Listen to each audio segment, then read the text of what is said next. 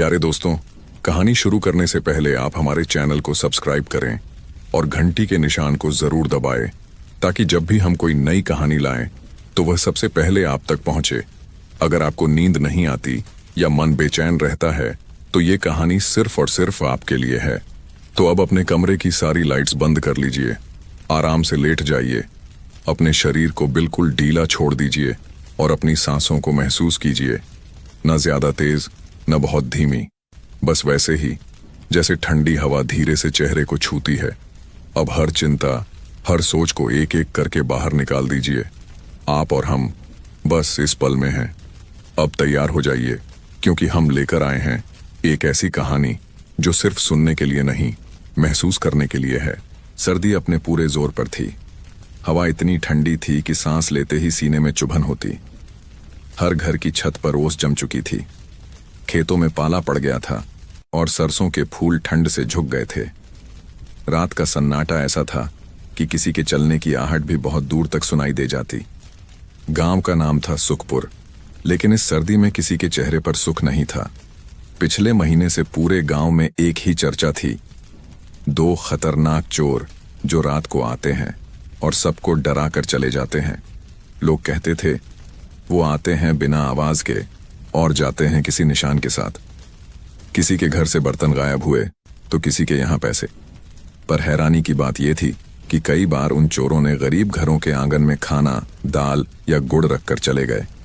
कभी किसी की टूटी छत ठीक कर दी, कभी किसी की गाय को चारा डाल गए। लोग डरते भी थे और सोचते भी, क्या ये सच में चोर हैं या कोई और बात है। उस रात गांव में चारों तरफ धुंध थी। चौपाल पर सब इकट्ठा हुए थे। आग जल रही थी, पर लपटें भी कांप रही थीं। सरपंच ने ऊनी शॉल में खुद को लपेटते हुए कहा, आज रात उन्हें पकड़ना ही होगा। जो भी ये सब कर रहे हैं उनका डर खत्म करना जरूरी है। एक बूढ़े ने कहा, सरपंच जी, पर वो किसी को नुकसान तो नहीं पहुंचा रहे। सरपंच गरज उठा, नुकसान सिर्फ चीजों का नहीं होता, डर का भी होता है, और इस डर से अब मेरा गांव कांप रहा है। रात और गहरी हो गई। हवा ठंडी हो गई, जैसे हर झोंका हड्डियों तक पहुंच रहा हो। उधर पीपल के पेड़ के नीचे 2 परछाइयां खड़ी थीं। दोनों ने काले ऊनी कपड़े पहन रखे थे। चेहरों पर कपड़ा, आंखें बस थोड़ी दिख रही थीं। पहला बोला, आज हमें जल्दी करना होगा। दूसरा बोला, ठंड ज्यादा है पर गांव जागा हुआ है, हर गली में पहरा है। पहले ने कहा, जहां पहरा है वहां डर है, और जहां डर है वहां सच्चाई छिपी है। दोनों धीरे धीरे गली में बढ़े। सन्नाटा इतना था कि उनके कदमों की आवाज मिट्टी में दब जाती। पहला रुका। सामने एक कच्चा घर था। दीवार पर बर्फ जैसी नमी थी। अंदर से बच्चे की खांसी की हल्की आवाज आई। यही घर, उसने कहा। दूसरा समझ गया। वह खिड़की के पास गया, अंदर देखा। एक औरत बच्चे को गोद में लिए बैठी थी। चूल्हा बुझ चुका था। उसने अपने झोले से गुड़ की डली और सोंठ निकाली। छोटे कागज पर लिखा, रात को चाय में डालना, सर्दी भाग जाएगी। कागज के साथ वो गुड़ चौखट पर रखाया। फिर अपनी जेब से एक पुरानी सीटी निकाली और उसे खिड़की के पास रख दिया। बच्चा शायद जाग रहा था। उसकी आंखें चमक उठीं, पर वो कुछ बोला नहीं, बस मुस्कुराया। दोनों परछाइयां हवा की तरह गुम हो गईं। गांव के दूसरी ओर एक बड़ा घर था। ऊंची दीवारें, लोहे का फाटक। फाटक के पास अनाज की बोरी रखी थी। ठंड से उस पर ओस जम गई थी। पहले ने धीरे से कहा, यहां बहुत है, चलो कुछ उन तक पहुंचा दें जिनके घर में आज भी चूल्हा नहीं जला। उन्होंने बोरी के पास से थोड़ी दाल और गेहूं उठाया, पोटली बांधी, उसके ऊपर लकड़ी का टूटा खिलौना रखा। वही उनका निशान। ठंड अब और बढ़ गई थी। हवा की गूंज में दूर कुत्तों की आवाज गुम हो रही थी। तालाब की सतह पर बर्फ की पतली परत जमने लगी थी।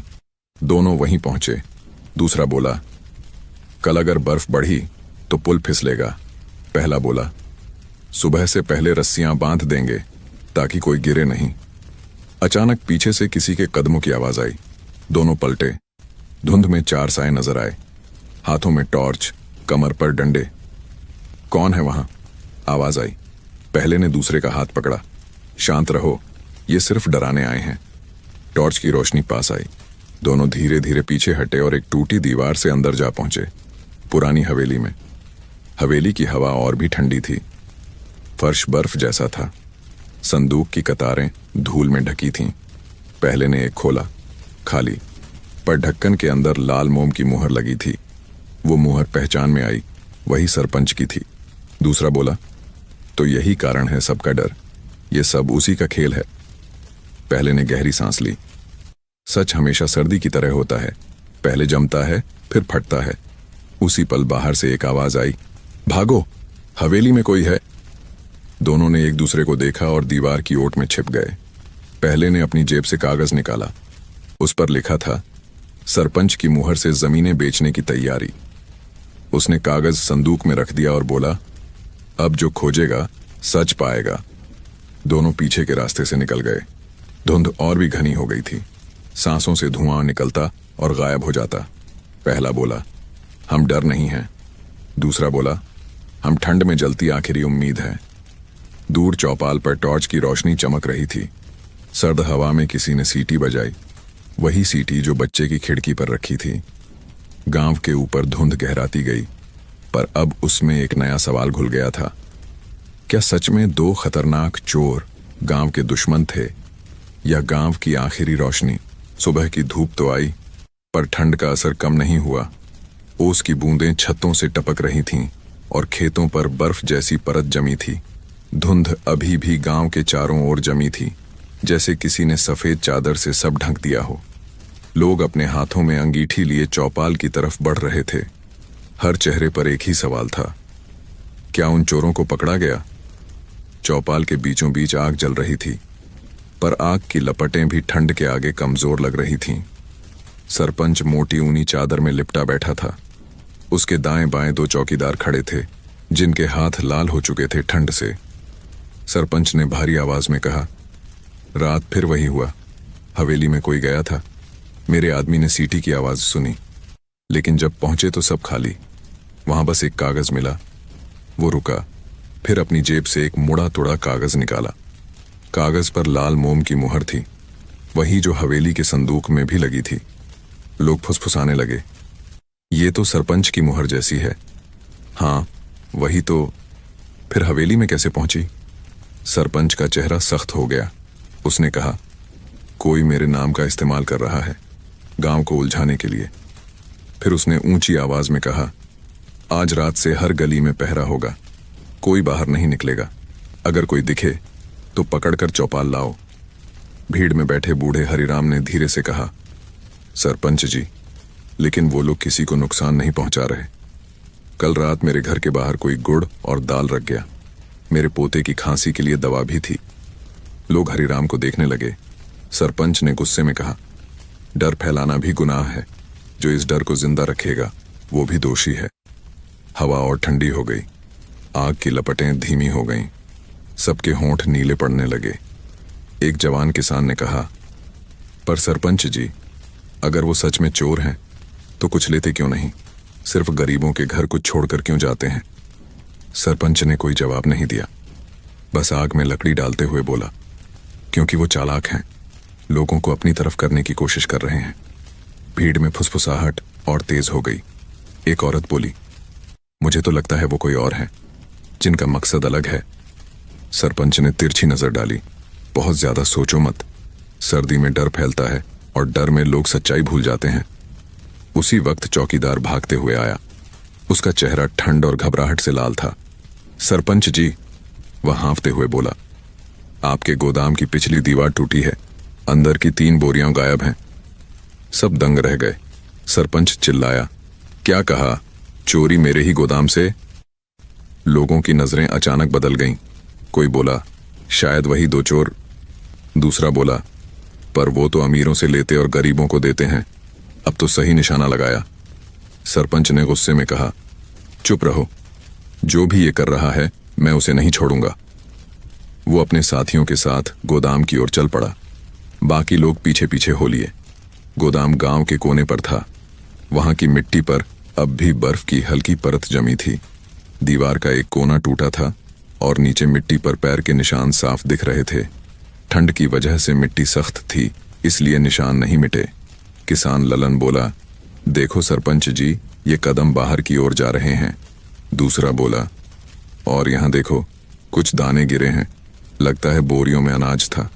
सरपंच झुका और जमीन पर पड़े कुछ दानों को हाथ में लिया।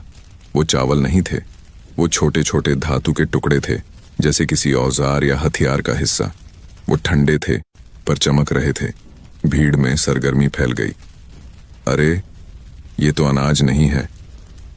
तो सरपंच जी के गोदाम में क्या था? सरपंच का चेहरा पीला पड़ गया। उसने जल्दी से मुट्ठी बंद की और बोला, ये सब झूठ है, किसी ने जानबूझकर रखा है। पर लोग अब चुप नहीं थे। हरिराम ने आगे बढ़कर कहा, अब समझ आया कि वो दो चोर किससे लड़ रहे हैं। अगर तुम्हारे गोदाम में अनाज नहीं, कुछ और था, तो शायद वो हमें बचा रहे थे। सर्द हवा का झोंका आया। सबके सिर पर जमी बर्फ उड़कर हवा में बिखर गई। सरपंच ने अपनी नजरें नीची कर लीं। उसके माथे पर पसीने की हल्की परत थी, ठंड में भी। उसने बस इतना कहा, जो मेरे खिलाफ बोलेगा उसे मैं गांव से बाहर कर दूंगा। लोग पीछे हट गए, लेकिन उनके मन में अब डर नहीं था। सवाल जाग गए थे। उधर गांव की सबसे पिछली गली में वही दो परछाइयां फिर दिखीं। एक ने कहा, गोदाम तक पहुंच गई बात। दूसरे ने मुस्कुराकर कहा, अब डर का रंग बदल गया, अब डर उनके अंदर है। पहला बोला, सर्दी बढ़ेगी, पर अब आग अपने आप जलेगी। उन्होंने अपनी थैली से एक छोटा कागज निकाला। उस पर लिखा, हम चोर नहीं, जागने की ठंड है। जब तक सच नहीं बोलेगा हम लौटते रहेंगे। कागज चौपाल के दरवाजे पर रखकर वे दोनों धुंध में खो गए। चौपाल की आग बुझ चुकी थी, पर उस कागज के शब्दों में अब एक नई गर्मी थी। गांव की सर्दी वहीं रही, पर दिलों में कुछ पिघलने लगा था। डर नहीं, बल्कि सच्चाई। सर्दी अब और भी बढ़ चुकी थी। सुबह का सूरज भी जैसे बर्फ में लिपटा था। उसकी किरणें जमीन पर पहुंचते ही थम जाती। गांव के लोग रजाई में दुबके थे, पर चौपाल के बाहर सरपंच और उसके साथी खड़े थे। उनके मुंह से भाप निकल रही थी, जैसे हर सांस में धुआं घुल गया हो। सरपंच ने कहा, आज रात सब हवेली के आसपास पहरा देंगे, वही इन चोरों का अड्डा है। एक चौकीदार बोला, लेकिन सरपंच जी, वो हवेली तो बरसों से सूनी है, वहां तो अब सिर्फ धूल है।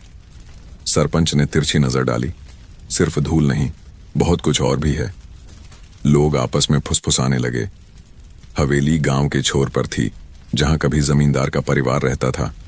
अब दीवारें टूटी, छत टपकती और भीतर चमगादड़ों के झुंड रहते थे। बच्चे उधर जाने से डरते थे और बड़ों के लिए वह जगह किसी भूत की तरह थी। सबको दिखती थी, पर कोई पास नहीं जाता था। शाम तक सर्द हवा इतनी तेज हो गई कि पेड़ों की डालियां टूटने लगीं। आसमान धुंधला था और बर्फीली हवा कपड़ों के भीतर तक चुभ रही थी। फिर भी सरपंच और उसके आदमी लालटेन लेकर हवेली की तरफ निकल पड़े। रास्ते में मिट्टी सख्त हो गई थी। कदम रखने पर आवाज नहीं आती थी, बस बर्फ का हल्का छर्र सुनाई देता था। हवेली के पास पहुंचते ही एक ठंडी गंध हवा में तैरने लगी, जैसे पुरानी दीवारों की सड़ी नमी और बर्फ की खुशबू मिल गई हो। सरपंच बोला, टॉर्च जलाओ। जैसे ही रोशनी फैली, दीवारों पर चमगादड़ फड़फड़ाकर उड़ गए। एक चौकीदार ने डरते हुए कहा, सरपंच जी, देखिए, यहां ताले टूटे हुए हैं। दूसरा बोला, और ये निशान दीवार पर किसने बनाए? दीवार पर कोयले से कुछ लकीरें बनी थीं, गोल घेरे और बीच में बिंदु। कोई समझ नहीं पाया कि ये क्या है। सरपंच ने कहा, शायद चोरों के इशारे हैं, इन्हें पढ़ना होगा। उसी समय हवेली के पिछली तरफ से एक आवाज आई, टक टक, जैसे कोई लोहे की चीज गिर रही हो। सब उधर दौड़े। वहां दरवाजे के पास बर्फ पर कुछ पड़ा था, एक पुरानी घंटी। चमक तो अब नहीं थी, पर उस पर उंगली से लिखा था, मास्टर जी। चौकीदार बोला, ये तो गांव के स्कूल की घंटी लगती है। सरपंच चौंक गया। वो तो सालों पहले गुम हो गई थी। एक जवान बोला, शायद उन्हीं चोरों ने ली थी, लेकिन ये यहां क्यों छोड़ी? सरपंच ने घंटी उठाई। उसके हाथ कांप गए। कुछ तो छिपा है यहां। वो हवेली के अंदर गया, बाकी लोग उसके पीछे। दीवारों पर मकड़ी के जाले झूल रहे थे। फर्श पर धूल और ओस की नमी मिली थी। हवा इतनी ठंडी थी कि हर सांस में सीने में चुभन होती। अंदर एक कमरे में लोहे के 3 संदूक रखे थे। सरपंच बोला, यही हैं वो संदूक जिनकी बात लोग करते हैं। उसने एक का ढक्कन उठाया, खाली। दूसरा खोला, उसमें कुछ पुराने कागज थे। और बीच में लाल मोम की मुहर। उसने मुहर उठाई, ध्यान से देखा, वही जो उसके नाम की थी। उसकी आंखों में झटका सा आया। लोग पीछे खड़े फुसफुसाने लगे, ये तो सरपंच की मुहर है। पर अगर ये असली है तो इसका मतलब। सरपंच ने घबरा कर कहा, यह किसी ने नकली बनाई है मुझे फंसाने के लिए। लेकिन उसकी आवाज कांप रही थी। उसी वक्त दरवाजे के पीछे से ठंडी हवा का झोंका आया। लालटेन की लौ कांपी और बुझ गई। अंधेरा छा गया। सबकी सांसें तेज हो गईं। किसी ने कहा, कौन है वहां? फिर सन्नाटा। बस ओस की बूंदें छत से टपक रही थीं। थोड़ी देर बाद दरवाजे के नीचे से किसी ने कागज सरकाया। सभी डर के मारे पीछे हटे। सरपंच ने कांपते हाथों से कागज उठाया। उस पर लिखा था, सच बर्फ में नहीं छिपता, वो बस जम जाता है और जब पिघलता है तो सब कुछ दिखा देता है। लोग एक दूसरे को देखने लगे। किसी को कुछ समझ नहीं आ रहा था कि ये कैसे हुआ। सरपंच ने चारों ओर टॉर्च घुमाई, लेकिन वहां कोई नहीं था। दीवार के कोने पर बस 2 पांव के निशान बने थे जो बाहर की ओर जा रहे थे। चौकीदार ने कहा, वो यहीं थे सरपंच जी, अभी अभी। सरपंच चिल्लाया, सब तरफ देखो, पकड़ो उन्हें। लेकिन बाहर घना कोहरा था। रोशनी बस कुछ ही दूर तक जाती थी। लोगों ने बाहर जाकर देखा, हवेली के पीछे की मिट्टी पर बर्फ में एक और निशान बना था। वहां रखा था एक छोटा सा लकड़ी का पहिया, वही जो चोरों का निशान था। उसके नीचे एक पोटली पड़ी थी। सरपंच ने झुककर खोला। अंदर गेहूं, दाल और एक पुराना कागज। कागज पर लिखा था, हम वही लौ हैं जिसे बुझाने से अंधेरा नहीं मिटता। सरपंच का चेहरा पीला पड़ गया। उसके हाथों की नसें नीली हो गईं। ठंड ने उसकी सांस रोक दी, या डर ने, कोई नहीं जानता। वो बस एक शब्द बोला, ये नाम। कागज के नीचे 2 नाम लिखे थे, भैरव और कारिया। लोगों में हलचल मच गई। किसी ने कहा, अरे ये तो मास्टर जी के बेटे थे। हाँ, दोनों सालों पहले शहर चले गए थे। फिर ये वापस क्यों आए? सरपंच के होंठ कांप रहे थे। उसने धीमी आवाज में कहा, वो मेरे खिलाफ कुछ जानते हैं। लोगों ने उसे घूरा। क्या? वो कुछ बोलने ही वाला था कि हवेली की दीवार के पीछे से अचानक सीटी की आवाज आई। वही सीटी जो उन चोरों के पास थी। सबकी नजरें उधर मुड़ गईं। धुंध में 2 साएं खड़े थे, एक लंबा, एक थोड़ा छोटा। उनके पीछे लालटेन की हल्की लौ चमक रही थी। फिर वो दोनों परछाइयां धीरे धीरे पीछे हटीं और बर्फ में घुल गईं।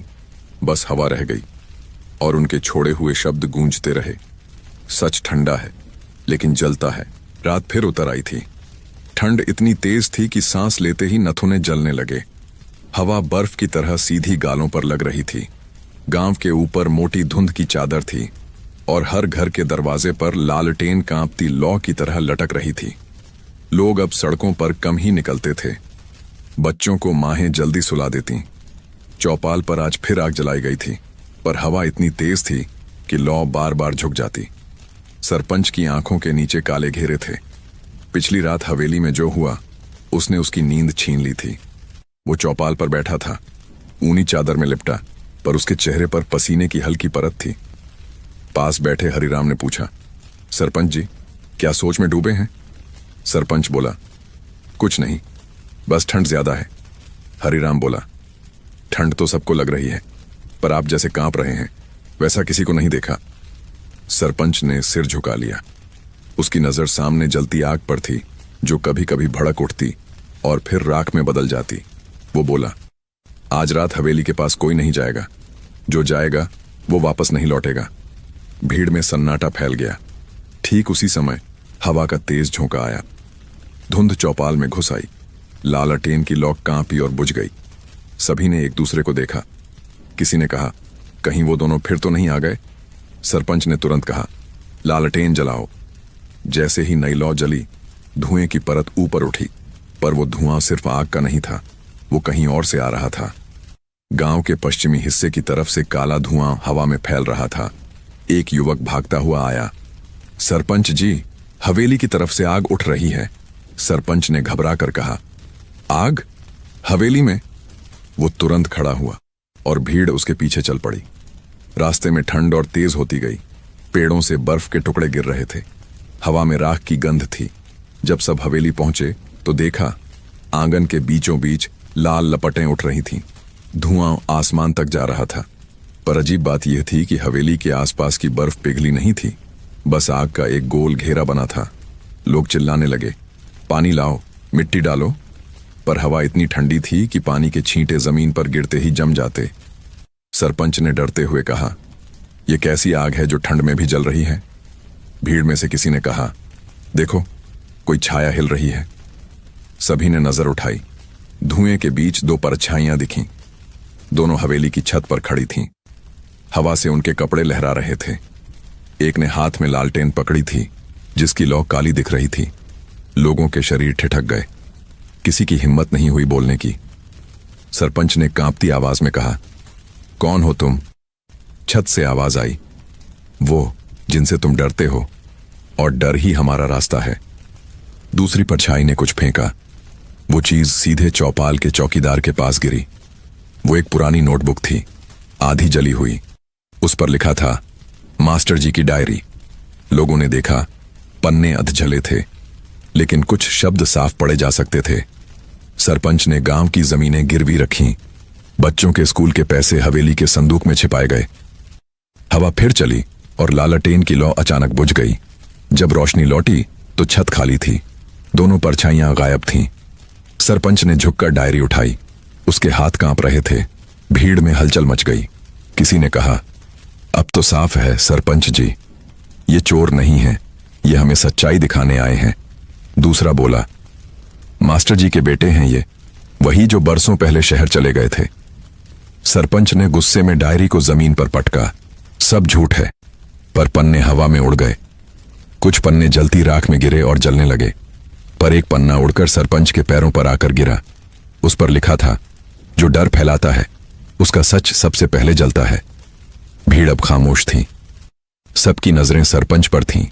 उसकी आंखें लाल थीं, जैसे ठंड और डर ने मिलकर उनमें आग जला दी हो।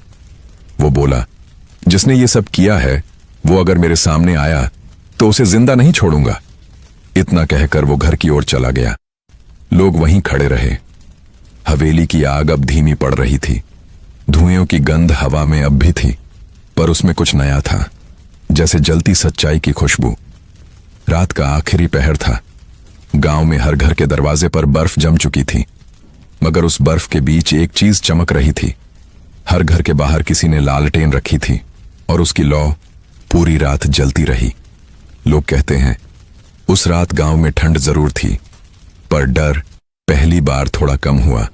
और हवेली की राख में किसी ने एक कागज पाया, जिस पर लिखा था, जब आग डर को जलाती है तब सर्दी भी गर्म लगने लगती है।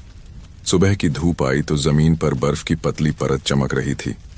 पेड़ों की टहनियों पर ओस की बूंदें लटक रही थीं और हर बूंद में धूप की छोटी किरण फंसी थी। ठंड अब भी बरकरार थी, इतनी कि उंगलियां सुन्न पड़ जाएं।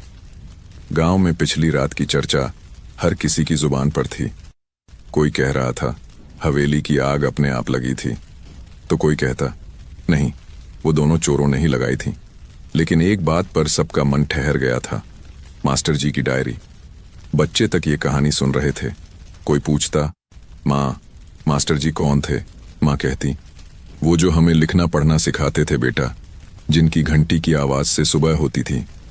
बच्चा फिर पूछता, और वो दोनों चोर? माँ बस मुस्कुराती, शायद वही जो अब भी हमें सिखा रहे हैं कि सच से डरना नहीं चाहिए। सर्दी बढ़ती जा रही थी। हवा इतनी ठंडी कि सांस बाहर निकलते ही धुएं की तरह दिखती। हर घर के चूल्हे पर आग जल रही थी, लेकिन लोग अब भीतर से बेचैन थे। उधर गांव के छोर पर वही पुरानी टूटी झोंपड़ी थी, जहां कभी मास्टर जी रहते थे। दीवारें आधी गिरी हुई और फर्श पर बर्फ की परत। लेकिन वहां अब दो परछाइयां बैठी थीं, भैरव और कारिया। दोनों ठंडी दीवार से टिके थे। पास में बुझी हुई लालटेन और उनके बीच रखी वही स्कूल की घंटी। कारिया ने अपने हाथों को रगड़ा, सांस छोड़ी और बोला, ठंड बढ़ती जा रही है भाई। भैरव मुस्कुराया, ठंड तो दिल में नहीं घुसनी चाहिए। फिर उसने घंटी को उठाया, साफ किया और कहा, याद है, इसी घंटी से पिताजी कहते थे, बच्चों को जगाओ, उजाला फैलाओ। कारिया ने सिर हिलाया, और अब हम उसी घंटी से अंधेरा मिटाने निकले हैं। भैरव ने घंटी को ध्यान से देखा। किनारों पर खरोंचें थीं, पर धातु अब भी चमकती थी। वो बोला, जब आखिरी बार ये घंटी बजी थी तब हम दोनों बच्चे थे। उस दिन बर्फ पड़ रही थी और सरपंच पिताजी से झगड़ रहा था। कार्या ने धीरे से कहा, वो दिन कभी भूला नहीं। उसी दिन सरपंच ने कहा था, सच बोलने वाले भूख से मरते हैं, और पिताजी ने जवाब दिया था, सच बोलने वाले भले ठंड में कांपें पर झूठ की आग में नहीं जलते। दोनों कुछ देर चुप रहे। हवा का झोंका आया। दीवार की दरार से बर्फ के छोटे टुकड़े उड़कर अंदर गिरे। भैरव ने घंटी को थामा और बोला, अब वक्त है इसे फिर से बजाने का। कार्या ने पूछा, कहाँ? भैरव बोला, वही पुराना स्कूल जहां बच्चों की हंसी अब बंद हो गई है। शाम ढलने लगी। सूरज लाल गेंद की तरह बर्फ में उतर गया। गांव के रास्ते सुनसान थे। लोग दरवाजे बंद कर चुके थे। भैरव और कार्या ठंडी हवा में स्कूल की ओर चल पड़े। उनके पैरों के नीचे बर्फ की परत चटकती जाती। चर चर। पुराना स्कूल अब खंडहर जैसा था। छत टपकती, दरवाजे टेढ़े, पर दीवार पर अब भी एक फटा हुआ बोर्ड टंगा था, सुखपुर प्राथमिक विद्यालय। दोनों अंदर गए। हवा में सड़न और पुरानी किताबों की गंध थी। भैरव ने घंटी को दरवाजे के पास टांग दिया। फिर दोनों खामोश खड़े रहे। कार्या बोला, अब इसे बजाएंगे तो पूरा गांव जाग जाएगा। भैरव ने गहरी सांस ली और कहा, यही तो चाहिए। उसने घंटी की डोरी पकड़ी, ठंडी पर मजबूत। पहला झटका, टनन, आवाज गूंज उठी, हवा में जैसे किसी ने पुरानी याद जगा दी हो। दूसरा झटका, टन टन, आवाज बर्फ पर टकराकर लौटने लगी। गांव के घरों में बैठे लोग चौंक गए। एक औरत बोली, अरे ये तो स्कूल की घंटी है। दूसरी बोली, सालों बाद ये आवाज सुनाई दी है। लोग खिड़कियों से झांकने लगे। कोई कह रहा था, वो दोनों लौट आए हैं। कोई कहता, कहीं ये कोई संकेत तो नहीं। सरपंच के घर तक आवाज पहुंची। वो चौंक उठा। उसकी आंखें फैल गईं। वो बड़बड़ाया, ये कैसे मुमकिन है? वो घंटी तो। वो लालटेन लेकर बाहर भागा। ठंडी हवा में उसकी सांस धुआं बन रही थी। स्कूल पहुंचकर उसने देखा, दरवाजे के पास घंटी झूल रही थी। भैरव और कार्य कहीं नहीं थे, पर घंटी अपने आप बज रही थी। हवा उसे झुला रही थी और उसकी आवाज पूरे गांव में फैल रही थी। सरपंच ने झल्लाकर घंटी उतारनी चाहिए, पर धातु इतनी ठंडी थी कि उसके हाथ जल गए। वो पीछे हट गया। घंटी धीरे धीरे थम गई, पर तभी उसके पैरों के पास एक छोटा सा कागज उड़कर गिरा। उस पर लिखा था, सर्दी सिर्फ मौसम नहीं, याद भी है, और हम वो याद हैं जो अभी खत्म नहीं हुई। सरपंच के हाथ कांपने लगे। उसने इधर उधर देखा, पर धुंध के सिवा कुछ नहीं था।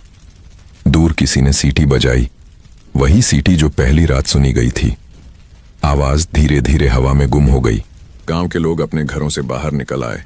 सबने स्कूल की ओर देखा। घंटी फिर से हिलने लगी, जैसे किसी ने धीरे से उसे छुआ हो। ठंडी हवा में उसकी ध्वनि किसी प्रार्थना की तरह गूंज रही थी।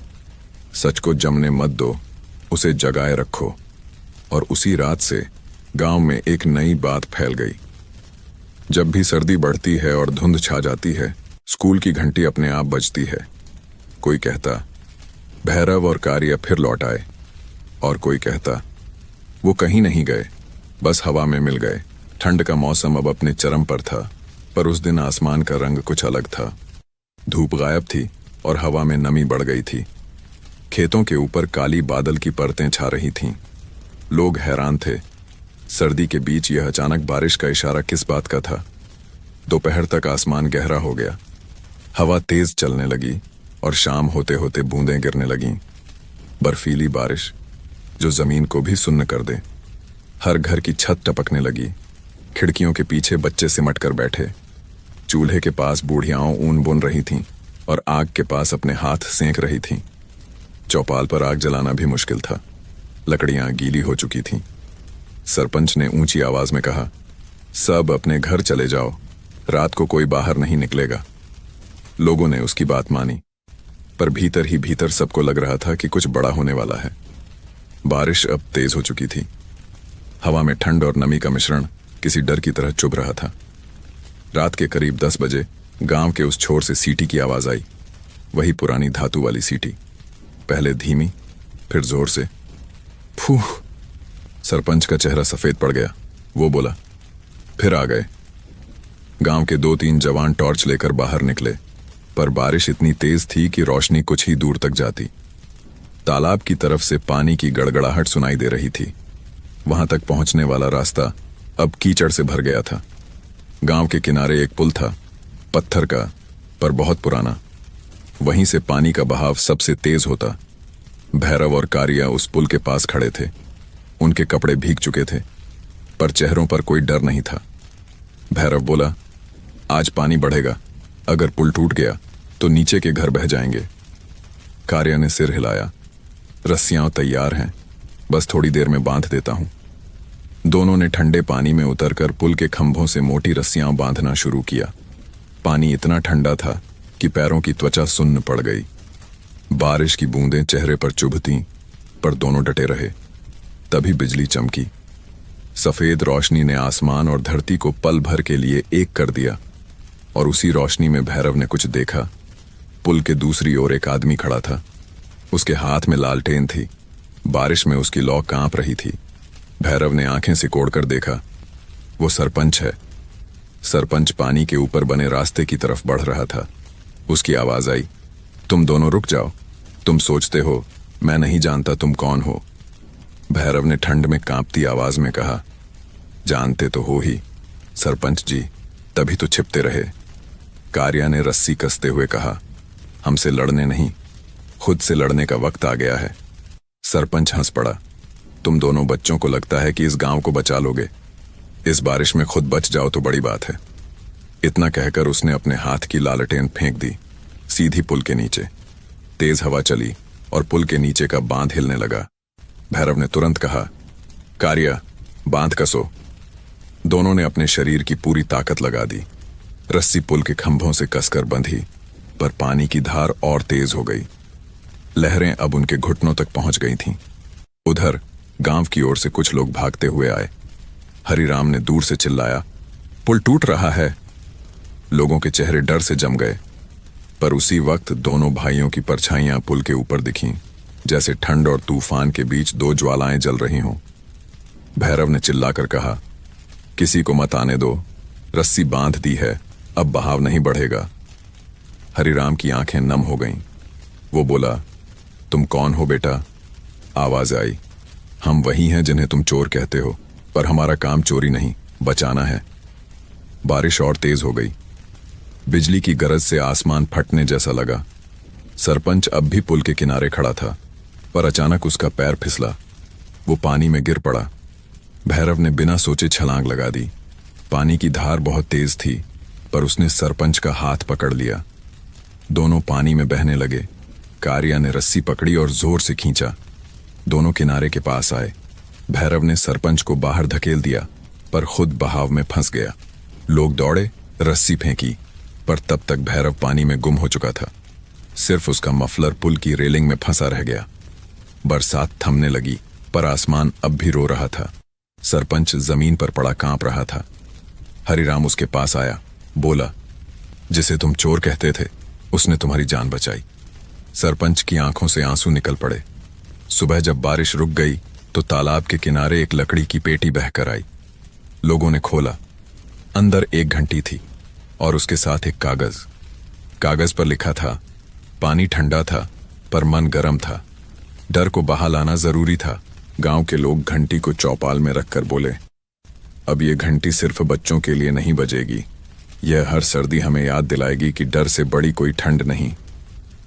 उस दिन से जब भी सर्दी में बारिश होती, गांव के लोग कहते, भैरव अब भी पुल के नीचे पहरा देता है। बारिश थम चुकी थी, पर ठंड ने अब नया रूप ले लिया था।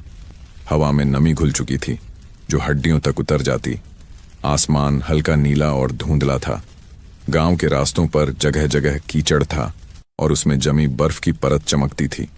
लोग धीरे धीरे अपने घरों से निकल रहे थे, पर हर किसी की नजर अब भी पुल की दिशा में थी, जहां पिछली रात भैरव गायब हुआ था। हरिराम चौपाल के पास खड़ा था। उसके हाथ में वही घंटी थी जो पानी में बहकर आई थी। उसकी आंखें नम थीं।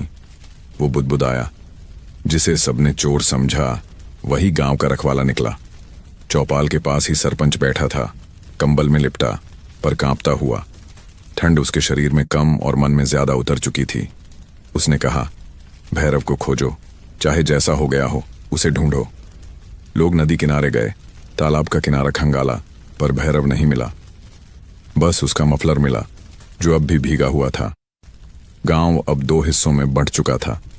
एक तरफ वे जो कहते थे भैरव और कारिया सच्चे थे, और दूसरी तरफ वे जो अब भी सरपंच की बात मानते थे। पर उस शाम कुछ ऐसा हुआ जिसने सबको सोचने पर मजबूर कर दिया। सरपंच के गोदाम से फिर अजीब आवाजें आने लगीं, पहले धीमी, फिर भारी। थक थक, जैसे कोई अंदर कुछ खींच रहा हो। चौकीदार दौड़ते हुए आया। सरपंच जी, आपके गोदाम से धुआं निकल रहा है। सरपंच ने झटपट लालटेन उठाई और वहां पहुंचा। गोदाम की दीवारें नम थीं और छत से पानी टपक रहा था। अंदर घुसते ही मिट्टी और लोहे की गंध मिली। धुएं के बीच कुछ बोरियां रखी थीं, काले कपड़े की बोरियां। हर बोरी पर लाल रंग से लिखा था अनाज, पर किसी बोरी से अनाज की महक नहीं आ रही थी। सरपंच ने कांपते हाथों से एक बोरी खोली। उसके अंदर चावल नहीं, छोटे छोटे लोहे के टुकड़े थे, कुछ चमकदार, कुछ धारदार। उसने एक टुकड़ा उठाया तो चौकीदार ने डरते हुए पूछा, ये क्या है मालिक? सरपंच बोला, ये खेत जोतने के औजार हैं, पुराने। पर उसकी आवाज कांप रही थी। चौकीदार ने दूसरी बोरी खोली। इस बार अंदर एक बक्सा था। उस बक्से में कुछ पुराने कागज रखे थे। पहले पन्ने पर लिखा था सुखपुर जमीन सुधार योजना, ठेकेदार लालमल चौधरी, और नीचे छोटा सा नाम था सरपंच गोविंद। चौकीदार की आंखें फैल गईं। मालिक, ये तो वही कागज हैं जो हवेली से गायब हुए थे। सरपंच ने जल्दी से कागज खींचकर फाड़ दिए। किसी को मत बताना। पर उसी पल दरवाजे के बाहर से किसी की धीमी आवाज आई, सच को जितना भी फाड़ो वो सर्दी की तरह लौट ही आता है। सरपंच पीछे मुड़ा, पर बाहर कोई नहीं था। सिर्फ हवा थी और उसके साथ एक पुरानी सीटी की आवाज, फू। उसका चेहरा सफेद पड़ गया। वो दौड़कर बाहर निकला, पर धुंध इतनी गहरी थी कि कुछ भी दिखाई नहीं दे रहा था। पैरों के नीचे बर्फ चरमरा रही थी। कानों में बस वो सीटी गूंज रही थी, जैसे कोई कह रहा हो, अब तुम्हारा डर ही तुम्हें सजा देगा। अगली सुबह जब गांव के लोग पहुंचे तो गोदाम के दरवाजे खुले थे। अंदर की सारी बोरियां गायब थीं। सिर्फ एक खाली थैला पड़ा था, काला थैला, जिस पर कोयले से लिखा था, झूठ का बोझ हमेशा सबसे भारी होता है। लोगों में खुसर फुसर शुरू हो गई। हरिराम ने कहा, भैरव नहीं गया, वो लौट आया है। उसने गोदाम से झूठ हटा दिया। किसान ललन बोला, पर कैसे? वो तो बह गया था ना? हरिराम बोला, जिसे सच का रास्ता मिल जाए उसे पानी भी नहीं रोक सकता। दोपहर तक आसमान फिर धुंधला होने लगा। ठंडी हवा चली और बर्फ के टुकड़े उड़ने लगे। गांव के बीच वाले पीपल के नीचे किसी ने कुछ रखा था। लोग जमा हुए। वहां वही काला थैला था, पर अब खाली। थैले के ऊपर एक पुरानी लालटेन रखी थी, जिसकी लौ बिना तेल के जल रही थी। बूढ़ी औरतें फुसफुसाईं, ये तो वही लालटेन है जो हवेली से मिली थी। हरिराम ने धीरे से कहा, भैरव लौट आया है, पर अब वो चोर नहीं, आग है।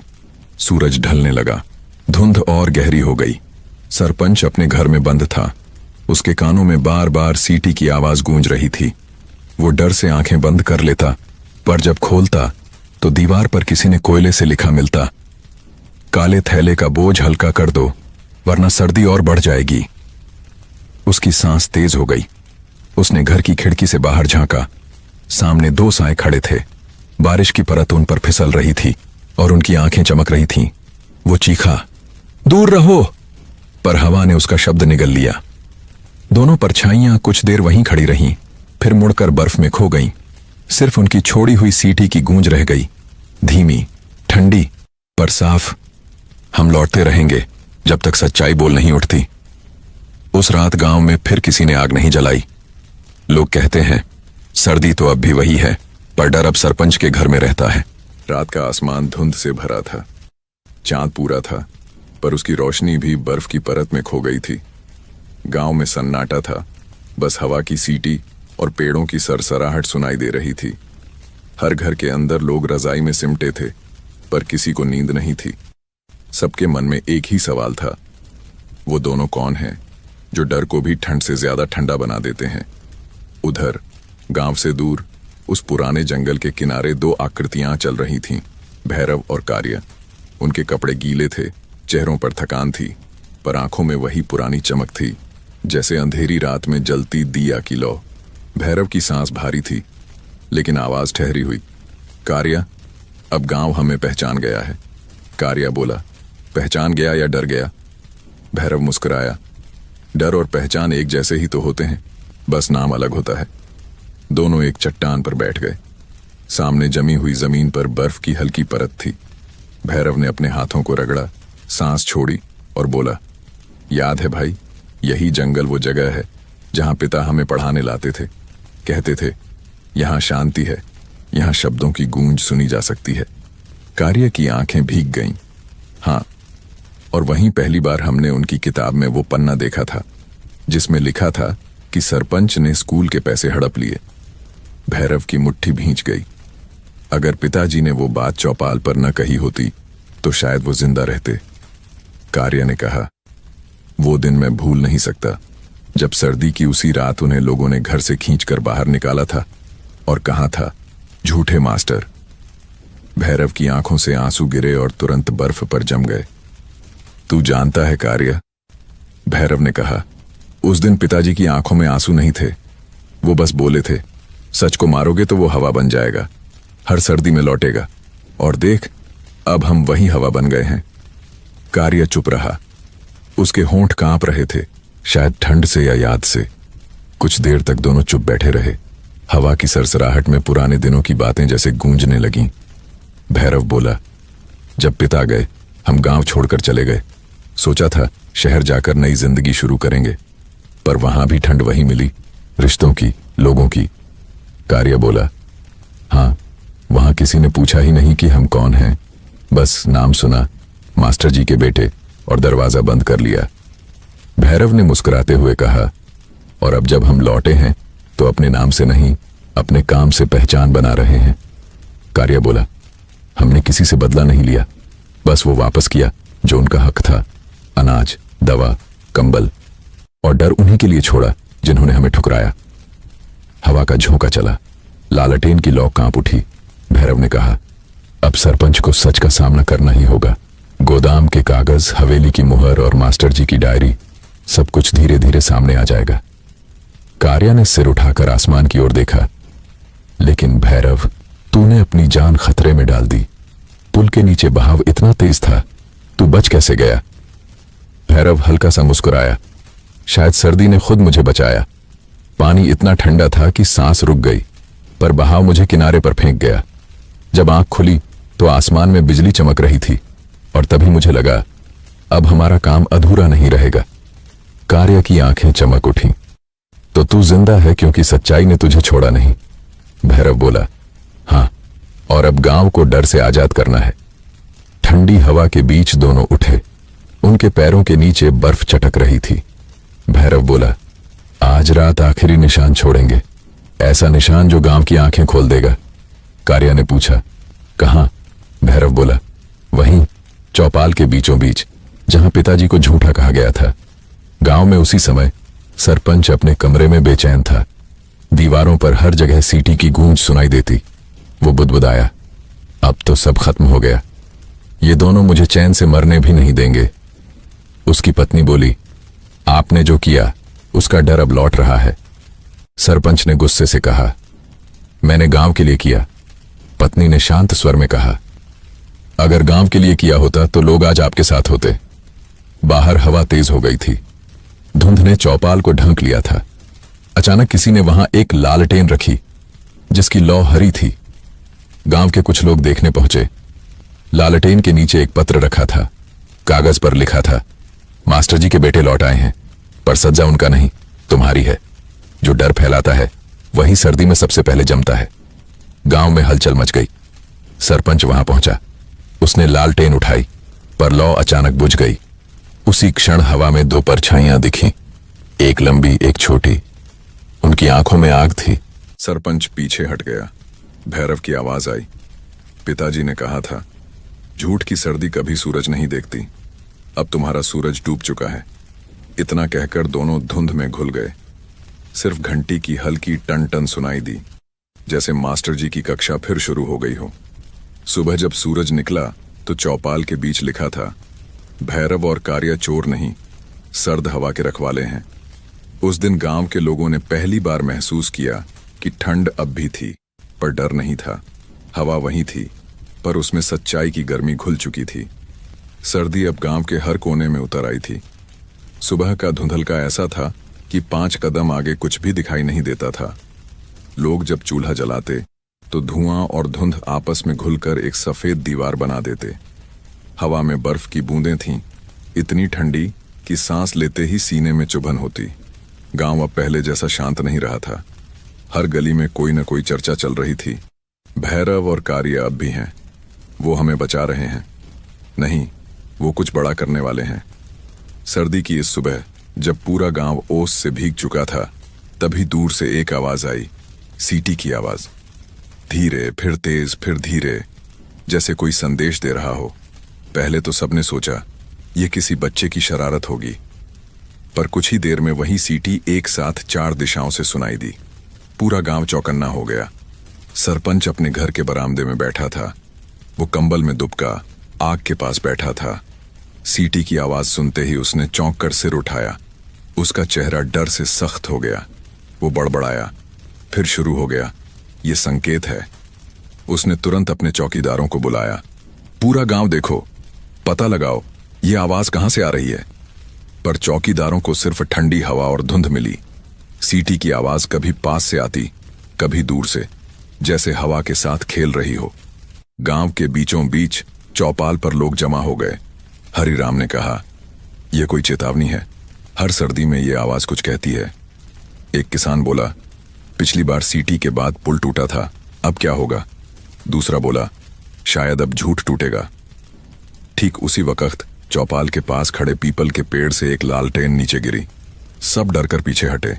लालटेन का शीशा टूटा और उसके भीतर से एक छोटा कागज बाहर निकला। हरिराम ने झुककर उठाया। कागज पर कोयले से लिखा था, 3 बार सीटी बजे तो आंखें खोल लेना, सच्चाई पास होगी। लोग एक दूसरे को देखने लगे। सरपंच वहीं पहुंचा। उसका चेहरा पीला पड़ गया। वो चिल्लाया, किसी ने यह नाटक रचा है, सब घर जाओ। लेकिन उसी समय दूसरी बार सीटी बजी, इस बार इतनी जोर से कि हवा भी कांप उठी।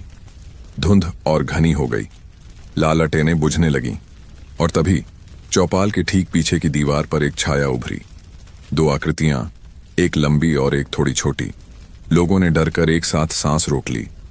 छाया धीरे धीरे आगे बढ़ी और दीवार पर 2 शब्द उभर गए, भोर का सच। हरिराम ने पूछा, इसका क्या मतलब है। एक बुजुर्ग बोला, शायद कल सुबह कुछ होने वाला है। सरपंच ने गुस्से में कहा, किसी ने रंग से ये लिखा है, इन दोनों भाइयों का खेल अब खत्म होगा। वो तुरंत अपने लोगों के साथ हवेली की ओर बढ़ गया। हवेली अब अंधेरे में डूबी थी। दीवारों पर ओस के कतरे टपक रहे थे। अंदर जाते ही सरपंच ने टॉर्च जलाई, पर रोशनी झिलमिलाने लगी। दीवार के बीचों बीच किसी ने कोयले से लिखा था, आज की रात आखिरी है, सर्दी का हिसाब चुकता होगा। सरपंच के हाथ कांपने लगे। उसने टॉर्च जमीन पर गिरा दी। बाहर से तीसरी बार सीटी बजी, लंबी, गहरी और ठंडी, जैसे आसमान खुद बोल उठा हो। वो दौड़कर बाहर आया। हवा में बर्फ उड़ रही थी। हर दिशा में धुंध के बीच कोई ना कोई लालटेन चमक रही थी, कभी बाईं तरफ, कभी दाईं, कभी आसमान की ओर। हर लालटेन की लौ किसी अलग जगह इशारा कर रही थी। चौकीदारों ने चिल्लाकर कहा, सरपंच जी, ये लालटेनें खुद चल रही हैं। पर सरपंच जानता था कि ये संकेत हैं। वो चीख पड़ा, ये दोनों मुझे गांव के सामने गिराना चाहते हैं। हरिराम जो वहां पहुंचा था बोला, नहीं सरपंच, वो तुम्हें गिराना नहीं, तुम्हारा सच दिखाना चाहते हैं। अचानक हवा की दिशा बदली। धुंध हटने लगी। सामने स्कूल की इमारत दिखी, वही जहां मास्टर जी पढ़ाते थे। उसकी छत पर 2 आकृतियां खड़ी थीं, भैरव और कार्य। दोनों ने हाथ उठाया। भैरव ने वही घंटी हवा में बजाई, टनन टनन टनन, 3 बार। पूरा गांव जाग उठा। सभी ने अपनी खिड़कियां खोलीं। लोग बाहर निकले। ठंडी हवा में घंटी की गूंज ऐसे फैल रही थी जैसे पुराना सच फिर जिंदा हो गया हो। फिर स्कूल के दरवाजे पर रोशनी जली। किसी ने भीतर दीपक जलाया था। दरवाजे पर कुछ लिखा था। मास्टर जी निर्दोष थे। सरपंच वहीं जम गया। उसकी आंखों से आंसू निकल पड़े। वो घुटनों के बल बैठ गया। मुझे माफ कर दो, वह बड़बड़ाया, लेकिन हवा में सिर्फ सीटी की गूंज थी, धीमी, दूर जाती हुई, जैसे जवाब दे रही हो। सर्दी माफ करती है पर भूलती नहीं। सुबह जब सूरज निकला तो गांव की दीवारों पर एक साथ कई निशान बने थे। हर दीवार पर लिखा था 3 सीटी, 3 सच्चाइयां, डर, झूठ और पछतावा। और उसके नीचे एक निशान, लकड़ी का टूटा पहिया। लोगों ने देखा, चौपाल के बीचों बीच लालटेन जल रही थी और उसके नीचे वही घंटी रखी थी जिस पर लिखा था मास्टर जी। गांव की ठंडी हवा में अब भी सीटी की हल्की गूंज थी, धीमी, कोमल और सच्चाई से भरी। सर्दी अब अपने चरम पर थी। सूरज सुबह दिखता तो सही, पर उसकी रोशनी में कोई गर्मी नहीं थी। धुंध इतनी गाढ़ी थी कि आदमी अपना ही हाथ सामने नहीं देख पाता। गांव की गलियों में बर्फ की पतली परत जमी थी और हर सांस से धुआं निकलता था। चौपाल के सामने पीपल का पेड़ ठिठुरता खड़ा था। उसकी टहनियां सूख चुकी थीं और नीचे की मिट्टी सख्त बर्फ जैसी हो गई थी। लोग आग के लिए लकड़ी इकट्ठा करने निकले, पर लकड़ी भी गीली थी। ठंड इतनी थी कि लोग बात करने से भी डरते, कहीं सांस बर्फ बनकर टूट न जाए। ऐसे ही एक दिन सुबह हरिराम चौपाल के पास पहुंचा। वह अपनी लाठी के सहारे चल रहा था, पर चेहरे पर चिंता थी। उसने देखा, चौपाल की पिछली दीवार में हल्की दरार पड़ गई थी। वो बुदबुदाया, ये दीवार तो कल तक ठीक थी। उसने झुककर दीवार छुई। ठंडी थी पर नरम भी। कुछ देर बाद गांव के 2 युवक आए। हरिराम ने कहा, इस दीवार में कुछ गड़बड़ है, इसे गिरने से पहले देख लेना चाहिए। उन्होंने फावड़ा उठाया और दीवार के नीचे की मिट्टी थोड़ी हटाई। अंदर से कुछ लकड़ी के टुकड़े दिखाई दिए। ये क्या है? किसी ने पूछा। लकड़ी खींची गई और मिट्टी गिरने लगी। धीरे धीरे दीवार के अंदर से एक लोहे का कोना दिखा। वो किसी पुराने ट्रंक, संदूक का हिस्सा था। सबके चेहरे पर जिज्ञासा जाग उठी। हरिराम बोला, इसे बाहर निकालो। 4 लोगों ने मिलकर दीवार का हिस्सा तोड़ा। सर्द हवा के साथ मिट्टी के कण उड़ते गए और कुछ ही मिनटों में एक पुराना लोहे का संदूक बाहर निकला। उस पर जंग लगी थी, पर ताला टूटा नहीं था। ताले के ऊपर धूल जमी थी और लाल मोम का निशान भी था, वही जो हवेली में मिला था। भीड़ जमा हो गई, लोग फुसफुसाने लगे। फिर वही मुहर। ये तो मास्टर जी के समय की चीज लगती है, हरिराम ने कहा। इस बार इसे चौपाल के बीच खोलना चाहिए ताकि सब देख सकें। सरपंच भी वहां पहुंच चुका था। उसने कांपती आवाज में कहा, किसी ने इसे यहां छिपाया होगा, पर क्यों? हरिराम ने कहा, सर्दी के मौसम में दीवारें भी सच बोल देती हैं सरपंच जी। शायद अब वक्त आ गया है कि ये भी बोले। उसने फावड़े से ताला तोड़ा। धातु की आवाज सर्द हवा में गूंज गई। टन। संदूक खुला। अंदर पुराने कागज, कुछ मुड़े तुड़े नोट और एक मोटी डायरी रखी थी। डायरी के पहले पन्ने पर लिखा था, ग्राम सुखपुर, लेखा रजिस्टर, मास्टर गोविंद। हरिराम ने धीरे से पन्ने पलटे। हर पन्ने पर तारीखें थीं, राशियां थीं और नीचे हस्ताक्षर, सरपंच गोविंद। लोगों ने एक दूसरे की ओर देखा। सरपंच के चेहरे का रंग उड़ गया। वो हकलाया, ये झूठ है, किसी ने नाम लिख दिया होगा। हरिराम बोला, नाम तो वही है, लेकिन तारीखें देखो। वो पढ़ने लगा। 15 जनवरी, स्कूल के बच्चों के लिए किताबों का खर्च निकाला गया। 25 जनवरी, अनाज बांटने का हिसाब बंद। और उसके नीचे, राशि गांव के विकास कोष में जमा। हरिराम ने आगे पढ़ा। फरवरी, कोष से 500 रुपये निकाले गए। हस्ताक्षर, सरपंच गोविंद। नीचे एक और पंक्ति थी, भैरव और कारिया के पिता मास्टर गोविंद ने विरोध किया, उन्हें सेवा से हटाया गया। चौपाल में सन्नाटा फैल गया। सिर्फ हवा की सीटी गूंज रही थी। लोग धीरे धीरे सरपंच की ओर देखने लगे। उसकी आंखों में डर था और माथे पर पसीना। ठंड में भी उसके हाथ कांप रहे थे। हरिराम ने कहा, यही है वो पक्के सबूत जिन्हें दीवार ने छिपा रखा था। जिसे तुमने कच्चा समझा, वही अब सबसे मजबूत हो गया। सरपंच चीख उठा, यह सब उन दोनों भाइयों का जाल है। हरिराम ने शांत स्वर में कहा, अगर ये जाल है तो सच इसकी डोरी है। भीड़ से एक आवाज आई, अब समझ आया कि भैरव और कार्य क्यों लौटे। वो अपने पिता का नाम साफ करने आए थे। तभी ठंडी हवा का झोंका आया, पीपल की टहनियां हिलीं। किसी ने देखा, चौपाल की छत पर दो साएं खड़े हैं। लालटेन की हल्की लौ में उनका चेहरा दिखा, भैरव और कार्या। भैरव ने धीरे से कहा, अब सर्दी पूरी हो जाएगी, झूठ जमकर फट चुका है। लोगों की आंखें नम हो गईं। भैरव ने सिर झुकाया और कहा, हम अब नहीं लौटेंगे, हमारा काम खत्म हुआ।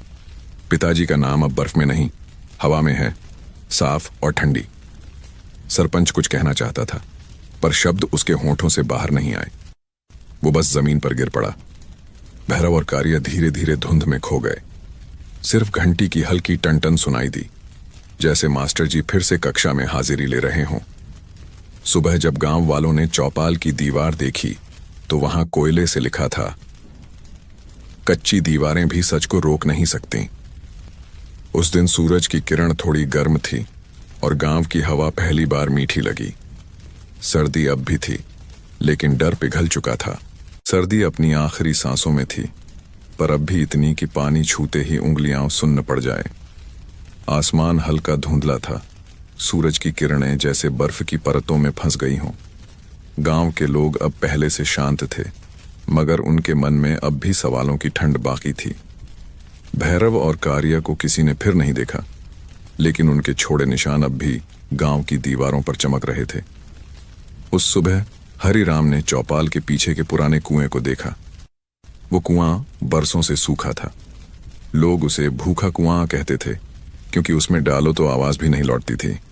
वहां अक्सर ठंडी हवा नीचे से निकलती, जिससे लोग पास जाने से भी डरते। हरिराम ने कुएं के किनारे झुककर देखा, नीचे अंधेरा ही अंधेरा। पर आज कुछ अलग था। नीचे से हल्की रोशनी झिलमिला रही थी। उसने आवाज लगाई, कोई है क्या? सिर्फ हवा की सीटी जवाब बनी। कुछ देर बाद कुछ गांव वाले भी वहां पहुंच गए। किसी ने कहा, हो सकता है कोई लालटेन गिर गई हो। दूसरा बोला, या फिर वो दोनों लौट आए हों। हरिराम बोला, जो भी हो, नीचे जाकर देखना होगा। रस्सी बांधी गई और एक लालटेन नीचे उतारी गई। जैसे जैसे लालटेन नीचे गई, अंधेरे की गहराई खुलती गई। दीवारों पर नमी थी और पुराने काई के निशान। नीचे पहुंचने पर लालटेन एक छोटे गड्ढे में अटक गई। वहां से पत्थर की एक पुरानी सीढ़ी दिखी, जो कुएं के नीचे कहीं जाती थी। लोग हैरान रह गए। हरिराम ने कहा, यह कुआं तो सिर्फ ऊपर से दिखता था, अंदर तो रास्ता है। एक नौजवान बोला, चलो उतरते हैं। सबने पहले तो हिचकिचाया, पर जब हरिराम आगे बढ़ा तो दो लोग और साथ चल पड़े। ठंडी हवा नीचे से ऊपर उठ रही थी। हर कदम पर सर्दी बढ़ती जा रही थी। नीचे पहुंचकर उन्होंने देखा, वहां पत्थरों का एक छोटा गलियारा था। दीवारों पर पुराने दिए रखे थे, जिनकी बत्ती सूख चुकी थी। जमीन पर जाले और धूल की परतें थीं। हरिराम ने दीवार छुई, ठंडी लेकिन मुलायम। वो बोला, यह रास्ता बहुत पुराना है, शायद हवेली तक जाता हो।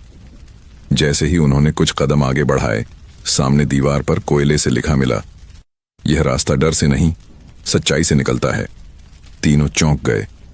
हरिराम ने लालटेन ऊपर उठाई। दीवार के कोने में एक लकड़ी का बक्सा रखा था। उस पर धूल जमी थी, पर ताले पर कोई मुहर नहीं थी। हरिराम ने बक्सा खोला।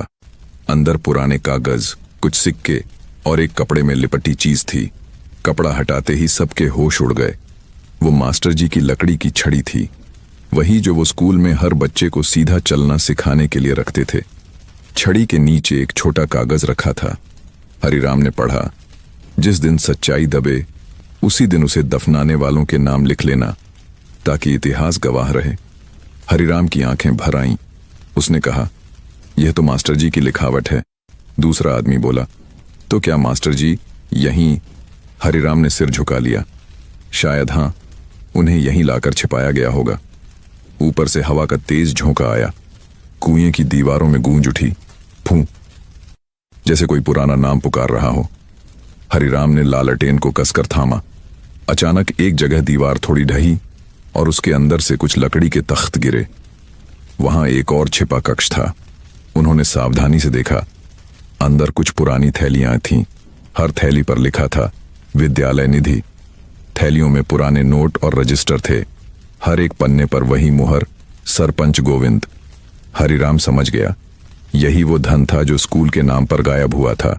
उसने धीरे से कहा, अब कोई शक नहीं रहा। मास्टर जी झूठे नहीं थे।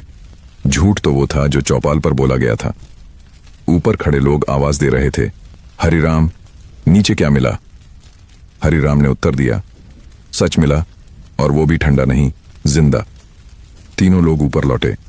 जब गांव वालों ने बक्से और थैलियां देखी तो सबकी आंखें फैल गईं। बूढ़ी औरतें रोने लगीं। किसी ने कहा, मास्टर जी की आत्मा अब चैन पाएगी। किसी ने कहा, भैरव और कारिया ने जो कहा था वो सच था। सरपंच सबके बीच खड़ा था, पर उसकी आंखें नीचे झुकी थीं। वो कांपती आवाज में बोला, मैंने जो किया डर के कारण किया, पर सर्दी जितनी भी हो सच को कभी नहीं जमा सकती। लोग चुप रहे। सिर्फ कुएं के भीतर से हवा की आवाज आ रही थी, टनन टनन, जैसे कोई घंटी धीरे धीरे बज रही हो। रात जब गांव शांत हुआ तो उस कुएं के पास एक लालटेन जल रही थी। उसकी लौ छोटी थी पर बुझती नहीं थी। कहा जाता है उस रात से वह लौ कभी नहीं बुझी। लोग उसे मास्टर जी की रोशनी कहते हैं, जो हर सर्दी में गांव को डर से गर्म रखती है। सर्दी अब आखिरी पर थी, पर उसकी काट अब भी वहीं थी। सुबह की हवा में बर्फ की हल्की परत मिल चुकी थी और खेतों पर धुंध ऐसे बिछी थी जैसे सफेद चादर। गांव के लोग अब भैरव और कारिया का नाम श्रद्धा से लेने लगे थे। हर शाम चौपाल पर कोई न कोई उनकी कहानी सुनाता। वो आए, सच दिखाया और चले गए, जैसे सर्दी की ठंड में धूप की किरण। पर वक्त ऐसा नहीं था कि शांति लंबी चले। गांव में उस दिन एक नया चेहरा आया। एक लंबी दाढ़ी वाला आदमी, सफेद कपड़ों में, माथे पर बड़ा तिलक लगाए। वो खुद को संत हरिदास कहता था। उसके आने की खबर पूरे गांव में फैल गई। संत ने चौपाल के पास आकर ऊंची आवाज में कहा, भाइयों और बहनों, ये सब जो हुआ वो ईश्वर की इच्छा थी। जो ठंड में डर दिखा वो पाप का परिणाम था। अब ईश्वर के नाम पर आरती होगी ताकि गांव का डर मिटे। लोग प्रभावित हुए। कई औरतें हाथ जोड़कर बोलीं, अगर सच में डर मिट जाएगा तो हम रोज आरती करेंगे। संत मुस्कुराया, डर मिटेगा पर उसके लिए दान देना होगा। कपूर, घी और चांदी की थाली, ताकि सर्दी की रातों में ईश्वर की रोशनी बनी रहे। हरिराम को कुछ अजीब लगा। वो आगे बढ़ा और बोला, संत जी, भगवान के नाम पर दान की क्या जरूरत?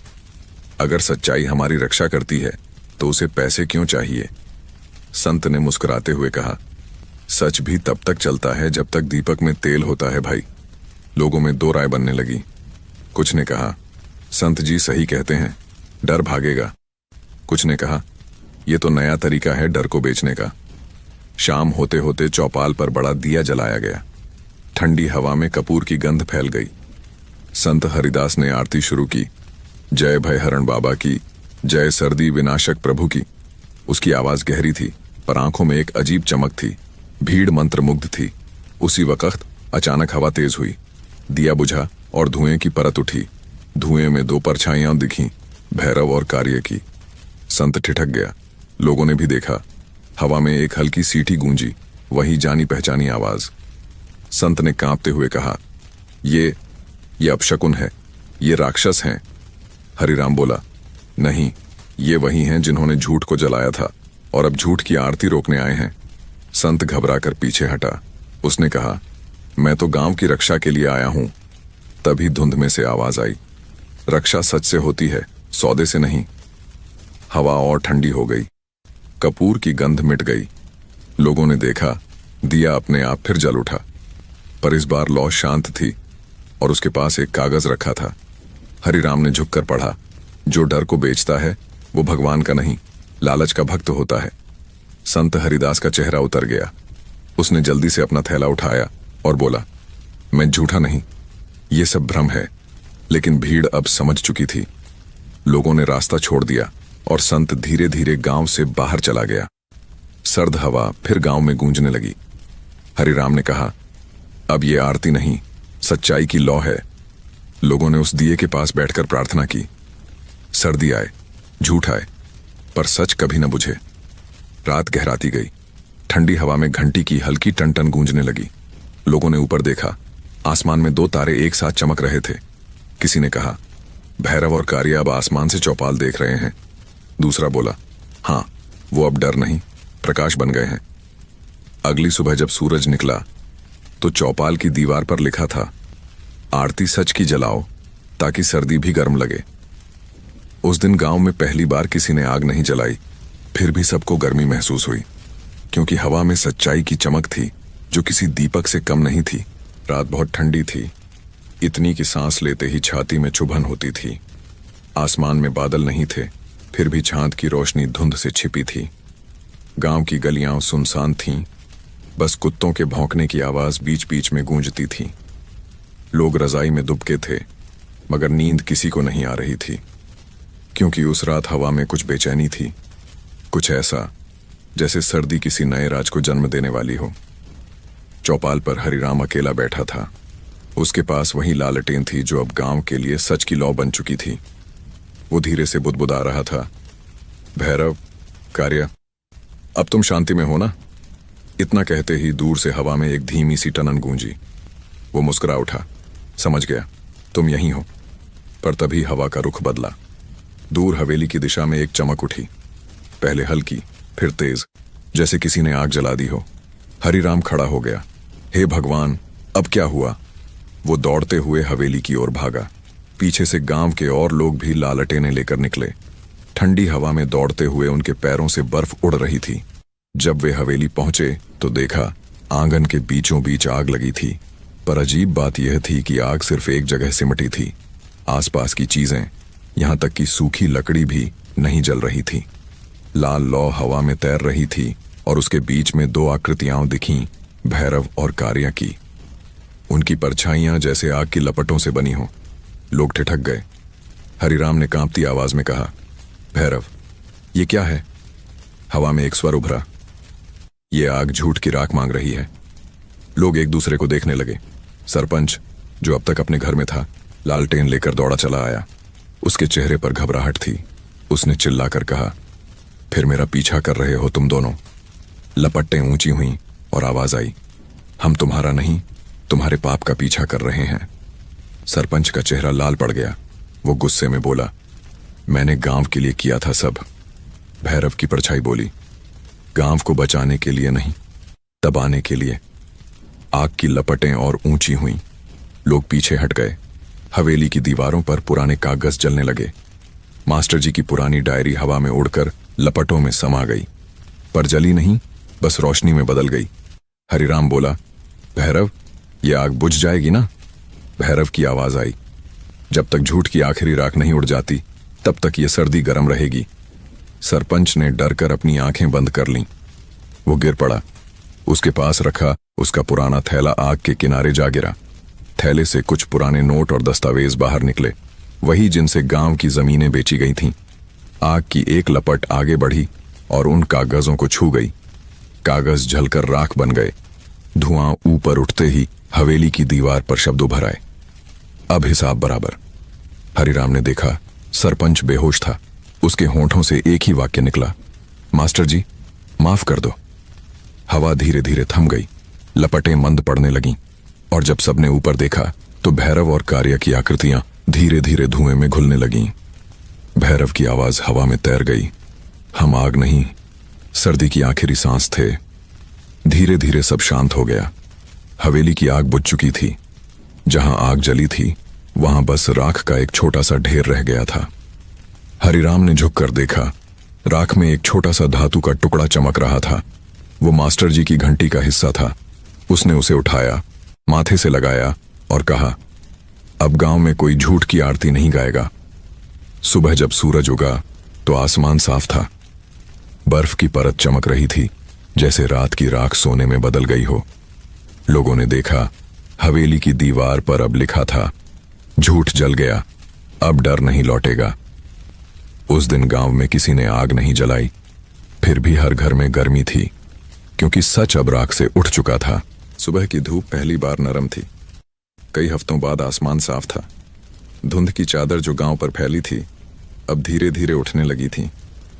पेड़ों की टहनियों पर ओस की बूंदें चमक रही थीं और खेतों पर बर्फ की जगह अब हरी चमक दिखाई दे रही थी। गांव वाले चौपाल पर जमा हुए थे। हर चेहरे पर शांति थी, लेकिन आंखों में नमी। रात की आग के बाद अब हवेली सिर्फ राख और ईंटों का ढेर रह गई थी। किसी ने कहा, वो दोनों सच में चले गए? हरिराम ने शांत आवाज में कहा, जो सर्दी को जीत ले उसे जाने की जरूरत नहीं होती, वो हवा बन जाते हैं। लोगों ने चौपाल की ओर देखा। वहीं रखा था मास्टर जी की घंटी का बचा हुआ टुकड़ा। हर सुबह अब कोई उसे धीरे से बजा देता, टनन, और गांव की हवा फिर से ताजा लगने लगती। बच्चे दौड़ते हुए चौपाल पर आए। उनमें से एक ने पूछा, हरिराम काका, अब स्कूल खुलेगा? हरिराम मुस्कुराया, हाँ बेटा, खुलेगा, और इस बार कोई ताला नहीं लगेगा। पढ़ाई फिर शुरू होगी, मास्टर जी के नाम पर। सर्द हवा में अब धूप घुलने लगी थी। लोग अपने खेतों में लौटे, जानवर बाहर निकले और कुएं के पास पहली बार पानी झिलमिलाया। जिस कुएं को लोग भूखा कुआं कहते थे, अब वो पानी से भर गया था, साफ, ठंडा और चमकता हुआ। हरिराम ने झुककर पानी छुआ। देखो, सर्दी पिघल रही है।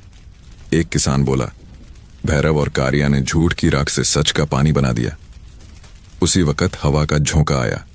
कुएं के पानी पर लहर उठी और किसी ने हल्की सी सीटी सुनी। वही पुरानी पहचान वाली आवाज।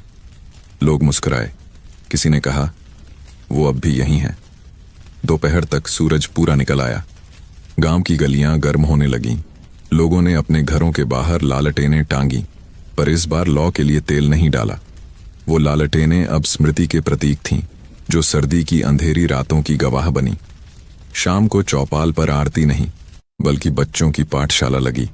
हरिराम ने लकड़ी की पट्टी पर पहला शब्द लिखा, सच। बच्चों ने मिलकर दोहराया, सच। उनकी आवाज हवा में गूंजी और दूर पीपल के पेड़ की पत्तियां कांप उठीं, जैसे कोई सुन रहा हो, कोई जो लौट कर नहीं आया लेकिन याद बनकर ठहरा है। रात फिर आई, पर अब डर नहीं था। हवा में हल्की ठंड थी, लेकिन उसका एहसास मीठा था, जैसे किसी पुराने घाव पर ठंडी मरहम। लोग अपने घरों में चैन से सोए। हर घर के बाहर एक दीपक जल रहा था, जो भैरव और कार्य की याद में रखा गया था। रात के बीच जब सब सो चुके थे, हरिराम उठा और चौपाल की ओर गया। वहां वही लालटेन अब भी रखी थी। उसकी लौ धीमी धीमी जल रही थी। हरिराम बैठा, हाथ फैलाकर बोला, तुम दोनों ने गांव को बदल दिया, झूठ को मिटा दिया। अब सर्दी में भी हमें गर्मी मिलती है। हवा चली। लालटेन की लौ जरा कांपी, फिर स्थिर हो गई। उसी हवा में एक हल्की सी फुसफुसाहट गूंजी। हम नहीं गए, बस पिघल गए हैं इस हवा में। हरिराम की आंखें भर आईं। उसने घंटी के पास झुककर कहा, मास्टर जी, अब आपका गांव उजाला सीख गया है। सुबह जब सूरज फिर उगा तो चौपाल की दीवार पर नई पंक्ति लिखी थी, कोयले से नहीं, सुनहरी रोशनी से। सर्दी खत्म हो सकती है, पर सच्चाई कभी नहीं। गांव के लोग कहते हैं, उस दिन से हर साल जब सर्दी लौटती है तो भैरव और कार्य की याद भी लौटती है। रात में जब ठंडी हवा चलती है तो कोई कहता है, सुनो, ये वही सीटी है, अब डर की नहीं, भरोसे की। और हर सर्दी के आखिरी दिन गांव की चौपाल पर मास्टर जी की घंटी फिर एक बार बजती है, टनन टनन, जैसे सच फिर से कह रहा हो, हम यहीं हैं। साल का आखिरी दिन था। ठंड अब कम हो गई थी, पर हवा में अब भी उसकी खुशबू थी, वही पुरानी सर्दी की, जो हड्डियों तक उतरती थी, लेकिन अब डर नहीं जगाती थी। गांव के बच्चे चौपाल के पास खेल रहे थे और बुजुर्ग धूप में बैठकर अपनी हथेलियां सेंक रहे थे। चौपाल के बीचों बीच अब एक नया दीपक रखा गया था, मिट्टी का, पर उसकी लौ किसी धातु की तरह स्थिर थी। हर सुबह और हर शाम कोई न कोई उसे जला देता। लोग उसे भैरव कार्या की लौ कहते थे। उस दीपक के पास वही घंटी रखी थी, जो अब टूटी नहीं, बल्कि मंदिर का हिस्सा बन गई थी। हरिराम ने उसका नाम रखा, सच की आरती। उस दिन जब सूरज ढलने लगा तो पूरा गांव चौपाल पर इकट्ठा हुआ। हर घर से एक बच्चा आया, हाथ में एक छोटी लालटेन लिए। उन लालटेन की लौ भले अलग अलग थीं, पर सबकी चमक एक जैसी थी, शांत, सुनहरी और भरोसे से भरी। हरिराम ने चौपाल के बीच खड़े होकर कहा, आज उस सर्दी को पूरा 1 साल हो गया, जब हमने डर के बजाय सच्चाई को अपनाया। वो दोनों जिन्हें हमने चोर कहा, असल में वही हमारे रखवाले थे। लोगों ने एक साथ सिर झुका लिया। किसी की आंखें नम थीं, किसी के चेहरे पर मुस्कान। हरिराम ने आगे कहा, भैरव और कार्य ने हमें सिखाया कि सर्दी तब तक ठंडी नहीं लगती जब तक दिल में झूठ ना हो। पीपल के पेड़ के नीचे अब एक छोटी सी समाधि बनाई गई थी, वहीं जहां पहली बार लालटेन रखी गई थी। उस पर लिखा था, सर्द हवा के रखवाले भैरव और कारिया। शाम की हवा धीरे धीरे चल रही थी। बर्फ की जगह अब फूलों की खुशबू थी। बच्चे उस समाधि के पास खेलते हुए घंटी बजाते, टनन टनन, और हर बार हवा जवाब देती, हम यहीं हैं। सरपंच अब बूढ़ा हो चुका था। वो चौपाल के एक कोने में चुपचाप बैठा था। उसके चेहरे पर पछतावे की लकीरें गहरी थीं, पर आंखों में अब डर नहीं था, बस शांति थी।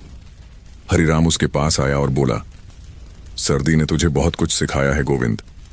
सरपंच ने धीमी आवाज में कहा, हाँ, और अब मैं वही करूंगा जो मास्टर जी ने किया था। सच बोलूंगा, चाहे ठंड कितनी भी हो। उसने अपने कांपते हाथों से घंटी बजाई। आवाज गूंजी, साफ, मीठी, सच्ची। लोगों ने उसे देखा और उस पल किसी ने कहा, अब गांव में कोई झूठा नहीं रहा। रात ढलने लगी। आसमान में तारे टिमटिमाने लगे। हवा में हल्की ठंड थी, पर दिलों में गर्मी। हर घर के बाहर दीपक जल रहे थे, पर एक दीपक ऐसा था जो पूरे गांव को रोशन कर रहा था। वही चौपाल वाला दीपक, भैरव कारिया की लौ। उसकी रोशनी आसमान तक जा रही थी, और तभी हवा का एक कोमल झोंका आया। दीपक की लौ जरा कांपी, फिर स्थिर हो गई। कहीं दूर किसी ने हल्की सी सीटी सुनी। फू, लोग मुस्कुराए। बच्चे बोले, वो लौट आए। हरिराम ने आसमान की ओर देखा। 2 तारे साथ चमक रहे थे, एक थोड़ा बड़ा, एक थोड़ा छोटा। वो बुदबुदाया, हाँ, वो लौट आए हैं, अब डर की नहीं, याद की तरह। धीरे धीरे हवा ठंडी होती गई, पर चौपाल की लौ नहीं बुझी। रात भर वो जलती रही, बिना तेल के, बिना बाती के।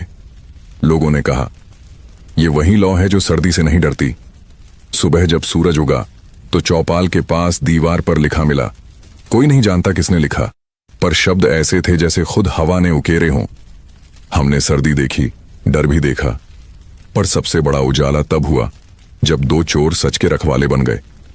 और उसी दिन से गांव ने एक नया त्योहार शुरू किया, सच्चाई की रात। हर साल जब ठंड लौटती, लोग चौपाल पर इकट्ठा होकर वह घंटी बजाते, दीपक जलाते और कहते, ये लौ हमारी नहीं, उनका आशीर्वाद है। हवा बहती रहती, सीटी की गूंज सुनाई देती, और हर बार कोई न कोई मुस्कुरा देता, क्योंकि अब सब जानते थे, भैरव और कारिया कहीं गए नहीं। वो बस सर्द हवा बनकर हर घर की दीवारों पर ठहरे हैं। उनकी लौ अब भी जलती है, धीमी पर अमर। वो लौ